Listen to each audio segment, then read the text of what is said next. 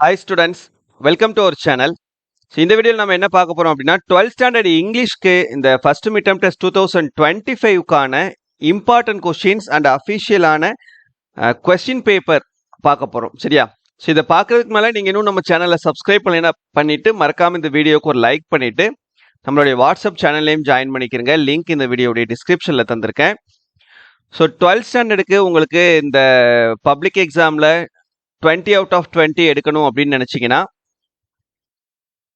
அதுக்குன்னு நம்மக்கிட்ட ஒரு மெட்டீரியல் இருக்குது. நம்ம எல்லா வருஷமே அப்டேட் பண்ணி கொடுத்துட்ருக்கோம். ஸோ அது வந்து ஒரு பெய்டு மெட்டீரியல். இப்போ இந்த மெட்டீரியல் உங்களுக்கு வேணும் அப்படின்னு நீங்கள் நினச்சிங்கன்னா நம்மளுடைய வாட்ஸ்அப் நம்பர் 8122294404 இந்த வாட்ஸ்அப் நம்பருக்கு நீங்கள் அந்த 1 மார்க் மெட்டீரியல் சம்மந்தமாக மெசேஜ் பண்ணிங்கன்னா அதனுடைய ரேட் என்ன அண்டு எப்படி நம்ம உங்களுக்கு டெலிவர் பண்ணலாம் அப்படின்றத பற்றி ஃபர்தராக நம்ம டிஸ்கஸ் பண்ணிக்கலாம். ஸோ வேணுன்றவங்க மட்டும் இந்த நம்பருக்கு நீங்கள் கான்டாக்ட் பண்ணிக்கோங்க. சரியா? சரி, ஓகே. இப்போ இந்த ஃபர்ஸ்ட் மிட் டெர்ம் டெஸ்ட்டுக்கு 12th இங்கிலீஷ்க்கு உங்களுக்கு மொத்தம் 2 யூனிட் இருக்குது. 2 ப்ரோஸ், 2 போயம், 2 சப்ளிமெண்ட்ரி. சரியா? இதில் இருக்கக்கூடிய முக்கியமான கொஸ்டின்ஸ் என்னென்ன அப்படின்றத கம்ப்ளீட்டாக பார்க்க போகிறோம். சினானிம்ஸ் ஆன்டனிம்ஸுமே நான் வந்து உங்களுக்கு கொடுத்துருக்கேன். இதை நீங்கள் படிச்சிங்கனாலே போதும். இதை தாண்டி உங்களுக்கு வேறு சினானிம்ஸ் ஆன்டனிம்ஸ் கேட்க மாட்டாங்க. அந்த 1 மார்க் மெட்டீரியலில் உங்களுக்கு சினானிம்ஸ் ஆன்டனிம்ஸும் சேர்த்து தான் நான் கொடுத்துருக்கேன். சரியா?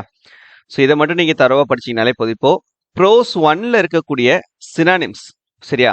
இந்த சினானிம்ஸ் மட்டும் இப்போ உங்களுக்கு ப்ரோஸ் 1ல் புக் பேக்கில் கிளாசரி வேர்ட்ஸ் இருக்கும். அந்த கிளாசரி வேர்ட்ஸ் நீங்கள் எல்லாமே படிக்கணும். சரியா? எல்லா கிளாசரி வேர்ட்ஸும் நல்லா தரவாக படிச்சுக்கிறங்க. படிச்சுட்டு ரிமைனிங் இருக்கக்கூடியது இதில் எக்ஸ்ட்ரா நான் கொடுத்துருக்கக்கூடியதை படிச்சுக்கோங்க. ஏன்னா கிளாசரி வேர்ட்ஸ் வந்து எல்லாமே நம்ம படிச்சு தான் ஆகணும். அதே போல் ப்ரோஸ் 2ல் பார்த்தீங்கன்னா உங்களுக்கு அதே மாதிரி புக் பேக்கில் இருக்கக்கூடிய அந்த கிளாசரி வேர்ட்ஸ் எல்லாம் நல்லா தரவாக படிச்சுட்டு அதுக்கப்புறம் ரிமைனிங் இந்த கொஷின்ஸ் எல்லாத்தையும், இந்த சினானிம்ஸ் எல்லாத்தையும் நல்லா தரவாக படிச்சுக்கோங்க. சரியா? படிச்சிட்டிங்கன்னா நமக்கு சினானிம்ஸ் முடிஞ்சு. இதில் இதை தாண்டி நமக்கு வேறு சினானிம்ஸ் கேட்க மாட்டாங்க. அதே போல் ஆண்டனிம்ஸ் பொறுத்த வரைக்கும் நமக்கு புக் பேக்கில் ஆண்டனிம்ஸ் எதுவும் இருக்காது. சரியா? ஸோ ஓனாக தான் நமக்கு கேட்பாங்க ஆண்டனிம்ஸ் பொறுத்த வரைக்கும். அதே போல் சினானிமுடைய வேர்டு கொடுத்து அதுக்கான ஆண்டனிம் என்ன அப்படின்றது கேட்பாங்க சில நேரங்களில். அப்படின்றப்ப சினானிம் நம்ம தரோவாக இருந்தால் தான் ஆண்டனிம் நம்மளால் என்ன செய்ய முடியும்னா எழுத முடியும். சரியா? ஸோ மேலே இருக்கக்கூடிய அந்த சினானிம் வேர்ட்ஸ்க்கு ஆண்டனிம் என்னன்றதும் நான் கொடுத்துருக்கேன். ஸோ இதை ஃபுல்லாக தரோவாக படிச்சுக்கிறங்க. அப்போ சினானிம்ஸ்லேயும் ஃபுல் மார்க் வாங்கிடலாம், ஆண்டனிம்ஸ்லேயும் ஃபுல் மார்க் வாங்கிடலாம். அடுத்ததாக போயம்லேருந்து கேட்கக்கூடிய அப்ரிசியேஷன் கொஸ்டின்ஸு. இந்த 2 போயம்ல இருக்கக்கூடிய முக்கியமான அப்ரிசியேஷன் கொஸ்டின்ஸ் என்னென்னன்றது இதில் பார்த்துக்கிறங்க. இந்த அப்ரிசியேஷன் கொஸ்டின்ஸை நல்லா தரவாக படிச்சுக்கிறங்க. இதை தாண்டி உங்களுக்கு வேறு அப்ரிசியேஷன் கொஸ்டின்ஸ் வந்து கேட்க போகிறது இல்லை. சரியா? இந்த 2 போயம்லேருந்து இந்த அப்ரிசியேஷன்ஸ் தான் உங்களுக்கு ரிப்பீட்டடாக எல்லா எக்ஸாம்ஸ்லேயுமே, not only for first mid term test, quarterly எக்ஸாமாக இருக்கட்டும், ஹாஃப் இயர்லியாக இருக்கட்டும், ஃபர்தராக உங்களுக்கு பப்ளிக் எக்ஸாம் வரைக்கும் இந்த அப்ரிசியேஷன் கொஸ்டின்ஸ் தான் உங்களுக்கு ரிப்பீட்டடாக கேட்க போகிறாங்க. ஸோ தயவு செஞ்சு இதில் எந்த ஒரு கொஸ்டினையும் ஒமிட் பண்ணாமல் எல்லா கொஸ்டின்ஸையும் நல்லா தரவாக படிச்சுக்கிறங்க. கண்டிப்பாக நீங்கள் அப்ரிசியேஷனில் ஃபுல் மார்க் ஸ்கோர் பண்ணிடலாம். அடுத்தது அதே போல் அந்த அப்ரிசியேஷன்லேயே உங்களுக்கு என்ன செய்வாங்கன்னா ஃபிகர் ஆஃப் ஸ்பீச் வந்து கேட்பாங்க இல்லையா? இந்த 2 போயமில் இருக்கக்கூடிய ஃபிகர் ஆஃப் ஸ்பீச் என்னென்னன்றது நான் கொடுத்துருக்கேன். இந்த 2 போயம்லையும் சேர்த்து நமக்கு பார்த்தீங்கன்னா ஒரு 27 ஃபிகர் ஆஃப் ஸ்பீச் இருக்குது. ஃபிகர் ஆஃப் ஸ்பீச்சில் நம்ம இம்பார்ட்டன்ஸ்லாம் கொடுக்க முடியாது.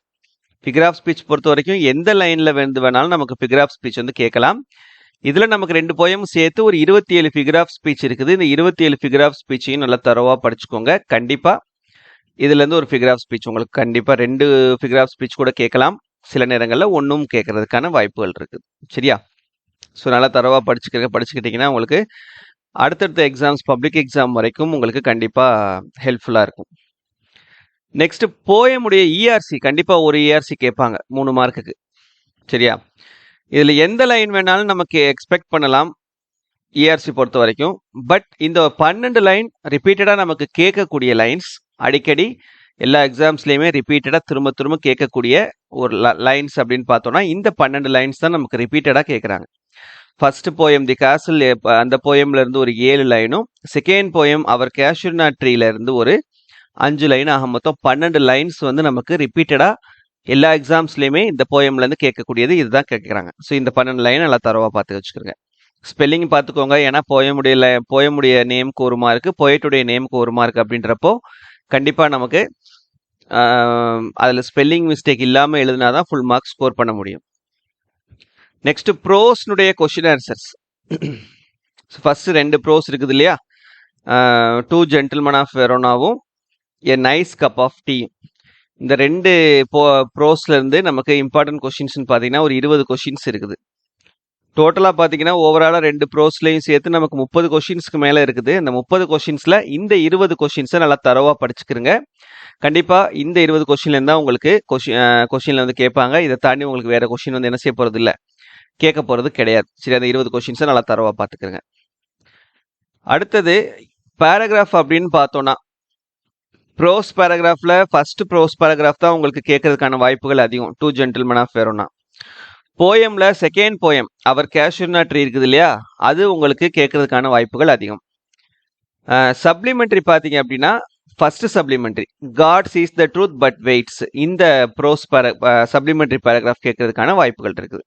அப்போ 3 பேராகிராஃப் உங்களுக்கு இந்த 3 பேராகிராஃப்லேருந்தும் 2 பேராகிராஃப் உங்களுக்கு கேட்கறதுக்கான வாய்ப்புகள் அதிகம். Two gentlemen of Verona, our casuarina tree, God sees the truth but waits. இந்த 3 பேராகிராஃப் தரவா இருந்தீங்கன்னா கண்டிப்பாக 2 பேராகிராஃப் என்ன செஞ்சிடலாம், எழுதிடலாம். சரியா? ஸோ இதான் வந்து உங்களுக்கு இம்பார்ட்டன்ட் கொஸ்டின்ஸ் பொறுத்த வரைக்கும் கேட்கக்கூடியது. இப்போ அடுத்ததாக நம்ம கொஸ்டின் பேப்பர் பார்க்கலாம். ஸோ இந்த 12th இங்கிலீஷ்க்கான ஒரு காமன் ஃபர்ஸ்ட் மிட்டம் டெஸ்ட் 2025 உடைய கொஸ்டின் பேப்பர், கவர்மெண்டுடைய அஃபிஷியலான கொஸ்டின் பேப்பர் தான் நம்ம இப்போ பார்த்துட்டு இருக்கோம். இதில் பாருங்க, சினானிம்ஸ் ஒரு 3 கேட்டிருக்காங்க. ஆன்டனிம்ஸ் 50 மார்க் தான் நமக்கு எக்ஸாம் வந்து வைப்பாங்க. சில டிஸ்ட்ரிக்டில் எங்கேயாவது ஒரு இடத்துல தான் வந்து 90 மார்க் வைப்பாங்க. ஸோ 3 சினானிம்ஸ் கேட்டிருக்காங்க. இந்த 3மே பார்த்தீங்கன்னா நம்ம கொடுத்த அந்த இம்பார்ட்டன்ட் சினானிம்லேருந்து தான் வந்திருக்குது. அதே போல் 3 ஆன்டனிம் கொடுத்துருக்காங்க. 3 ஆன்டனியுமே நம்ம கொடுத்த இம்பார்ட்டன்ட் ஆன்டனிம்லேருந்து தான் வந்திருக்குது. சரியா? அப்போ பார்த்துக்கிறங்க. அடுத்து 7th ஒன் பார்த்தீங்கன்னா சூட்டபிள் டெரிவேட்டிவ், டிஃப்ரெண்ட்டுக்கு இன்டிஃபரெண்ட்டு. 8th ஒன்றுக்கு பார்த்தீங்க அப்படின்னா பாஸ் அவுட்டு. 9th ஒன்றுக்கு I saw a helicopter fly over a lake. அப்புறம் இங்கே வந்து Ganga can drive, she travels by பஸ்ஸுக்கு வந்து ஆல்தோ. 11th ஒன்றுக்கு மிஸ்ஸஸ் மகேஸ்வரி ஆக்சுவலாக வந்து நமக்கு ப்ரெசன்ட் பர்ஃபெக்ட் கண்டினியூஸ் டென்ஸ் தான் வரணும். பட் அந்த டென்ஸை கொடுக்கல இங்கே. அப்போ இங்கே வந்து ப்ரெசன்ட் கண்டினியூஸ் டென்ஸ் போட்டுக்கலாம், இஸ் டீச்சிங். அப்புறம் my grandfather used to visit the temple when he was young. அப்புறம் I dares not go out in the dark அப்படின்னா இங்கே வந்து மாடல் வந்து நமக்கு கேனாட். சரியா? நெக்ஸ்ட்டு அப்ரிசியேஷன் பாருங்க, எல்லாமே நம்ம கொடுத்த இம்பார்ட்டன்ட்லேருந்து தான் கேட்டிருக்காங்க. இது எல்லாமே அந்த நம்ம இப்போ காமிச்ச இம்பார்ட்டன்ட் அப்ரிசியேஷன்ஸ் இருக்குது இல்லையா, ஸோ அதுலேருந்து தான் வந்திருக்குது. நெக்ஸ்ட் கிராமர் பொறுத்த வரைக்கும் உங்களுக்கு ஸ்பீச் கேட்டிருக்காங்க இதில். பட் ஸ்பீச் தான் கேட்பாங்கன்னு சொல்ல முடியாது.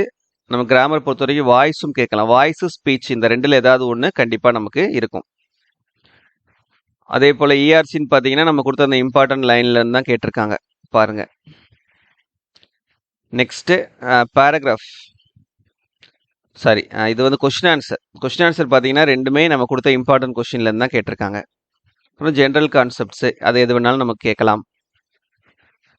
பேராகிராஃப் பார்த்தீங்கன்னா தெரியும் உங்களுக்கு, ப்ரோஸ் பேராகிராஃப்லேருந்து 2மே கொடுத்து ஏதாவது ஒன்று எழுத சொல்லியிருக்காங்க. அதே போல் போயம் பேராகிராஃபில் 2மே கொடுத்து ஒன்று கேட்டிருக்காங்க. சப்ளிமெண்ட்லேயும் 2மே கொடுத்து ஒன்று கேட்டிருக்காங்க. பட் எல்லா இடத்துலையும் இந்த மாதிரி 2 கொடுத்து ஒன்று கேட்பாங்கன்னு சொல்ல முடியாது. ஏதாவது ஒன்று கூட கேட்கலாம். சரியா? அதனால நான் சொன்ன மாதிரி படிச்சுக்கோங்க. நெக்ஸ்ட் லெட்டர் ரைட்டிங் கேட்டிருக்காங்க.